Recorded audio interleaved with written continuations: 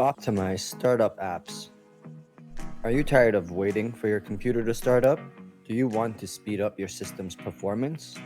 In this video, we'll show you how to optimize your startup apps so you don't have to wait and your system can launch quickly. To begin, open Task Manager by right-clicking on the taskbar and selecting Task Manager from the menu. Once Task Manager window is open, click on Startup tab. In this tab, you'll see a list of all the programs that run when your computer starts up. Some apps are essential for system operations, but others may not be necessary. To disable an app from a startup with your computer, simply click on it and then click Disable. Remember to only disable apps that you're sure you don't need at startup.